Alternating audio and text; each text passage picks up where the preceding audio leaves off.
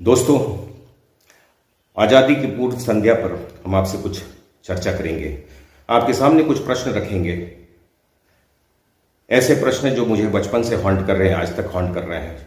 अगर आपके पास जवाब हो तो कमेंट बॉक्स में लिखेंगे। आज़ादी तो मिली, मुसलमानों को पाकिस्तान मिला, हिंदुओं को क्या मिला?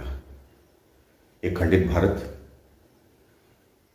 एक भयानक नरसंहार, एक विभीषिका जिसमें हजारों लाखों हिंदुओं का कत्ल पाकिस्तान में हुआ, हमारी माताओं और बहनों का बलात्कार हुआ,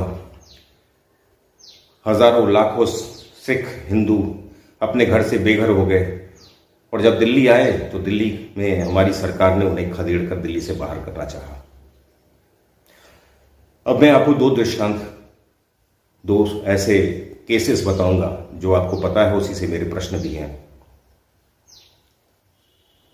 वर्ष 1946, दिन 16 अगस्त, कलकत्ता में 16 अगस्त सुबह से डायरेक्ट एक्शन डे शुरू हुआ, हिंदुओं का कत्ल शुरू हुआ। ये 4 दिनों तक चला। 4 दिन बाद गोपाल पाठक अपनी टीम लेकर उतरे, तब जाके हिंदुओं का यह कत्लेआम, यह बलात्कार, यह लूट रुक पाया।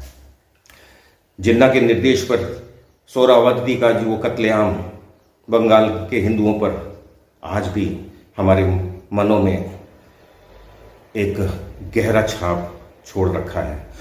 उसके ठीक 2 महीने बाद नोआखाली, आज बांग्लादेश में उस समय अविभाजित भारत का एक हिस्सा हुआ करता था, वहां पर भी वही हिंसा हुई, हिंदुओं पर कत्लेआम, नरसंहार, लूट, हिंदू माताओं और बहनों का बलात्कार।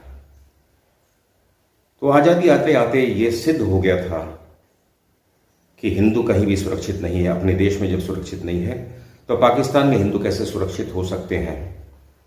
हिंदू मुसलमान एक नहीं रह सकते। हिंदू कभी भी मुसलमान के साथ सुरक्षित नहीं रह सकता है। अभी हाल में नूह और मेवात में भी आपने यही चीज देखा था कि हिंदुओं की रैली पर जो है उन्होंने पत्थरबाजी की, और साथ साथ जहां एक मेजॉरिटी हिंदू कंट्री है, जहां पर हिंदू मेजॉरिटी में है, उसके बावजूद भी ऐसे कातिलाना हमला ये दर्शाती है कि हिंदू कभी भी उनके साथ सुरक्षित नहीं है। तो उस समय की सरकार, नेहरू की सरकार, ये जानते हुए भी हिंदू सुरक्षित नहीं, तो पाकिस्तान एक नया देश बना। पाकिस्तान में रहने वाले रक्त के प्यासे क्या हिंदुओं को छोड़ देंगे? जब अविभाजित भारत में नहीं छोड़ा तब कैसे छोड़ देंगे? और किस लापरवाही से, किस मजबूरी से उनको मरने के लिए छोड़ दिया गया? कौन सी मजबूरी थी, मैं जानना चाहता हूं आज। ये नेहरू की मजबूरी तो मैं समझ सकता हूं, नेहरू की सत्ते की लालच, लेकिन मोहनदास करमचंद गांधी ने किस मजबूरी के साथ, जानते हुए कौन सी मजबूरी थी जिसके चलते हिंदुओं को मरने के लिए पाकिस्तान में छोड़ दिया? विभीषिका आज भी है हमारे मन में, एक गहरा घाव, वो कभी ना मिटने वाला। लेकिन ये बात और ये तथ्य, ये सत्य कि हिंदू सुरक्षित नहीं थे, उसके बावजूद भी असुरक्षित हिंदुओं को एक दूसरे कंट्री में, एक दूसरे देश में क्यों छोड़ दिया गया?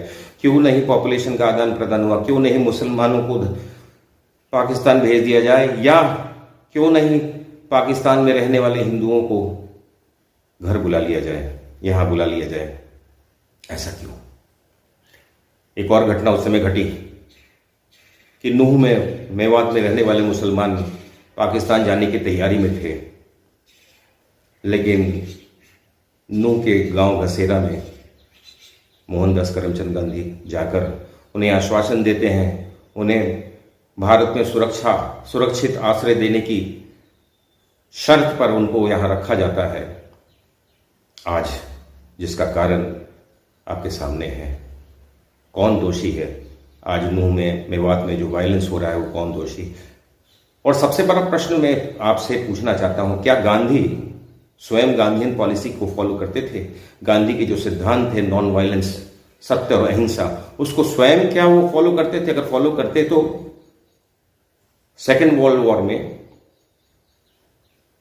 हम जिसके गुलाम थे, अंग्रेजों के गुलाम, उनकी लड़ाई थी सेकेंड वर्ल्ड वॉर, उसमें हजारों हमारी सैनिकों को एक वायलेंट वॉर में ढकेलने के लिए उन्होंने क्यों जिद पकड़ा? जिसके चलते नेताजी सुभाष चंद्र बोस को कांग्रेस छोड़ना पड़ा, कांग्रेस की अध्यक्षता छोड़ना पड़ा। सुभाष चंद्र बोस कभी नहीं चाहते थे कि हमारी सेना अंग्रेजों की लड़ाई लड़े, लेकिन मोहनदास करमचंद गांधी की जिद पर उन्हें हटना पड़ा और करमचंद गांधी की जिद ने हजारों भारतीय सैनिकों को जान गंवाना पड़ा। तो ये जो नॉन वायलेंस का पाठ पढ़ाते थे और दूसरी तरफ वायलेंट वॉर में, ये कैसी हिपोक्रेसी थी। और सत्याग्रह की बात करते हैं तो जब कलकत्ता में हजारों हिंदुओं का कत्ल हो रहा था डायरेक्ट एक्शन डे में, क्यों नहीं वहां जाकर मुसलमानों के विरुद्ध आपने सत्याग्रह किया उस समय। ये सत्य और अहिंसा जो आपकी थ्योरी है, वो थ्योरी सिर्फ हिंदुओं के लिए है, भारतीयों के लिए है। आपने कभी उसको प्रैक्टिस नहीं किया। आपने अपनी जिद के हिसाब से जो है वायलेंट एक्टिविटी में आप खुद गए। ये कैसी हिपोक्रेसी थी। आज ये जो खंडित भारत मिला, आज जिस आजादी के समय हजारों लाखों हिंदू सिख मारे गए, उसका जिम्मेदार कौन? ये आज की देश तय करेगी और आने वाली पीढ़ी और आज की यूथ इस बात को समझेगी और आने वाली पीढ़ी को बताएगी कि इस नरसंहार, इस विभीषिका के लिए, हिंदुओं की विभीषिका के लिए, नरसंहार के लिए, कत्लेआम के लिए कौन जिम्मेदार है। धन्यवाद। जय हिंद।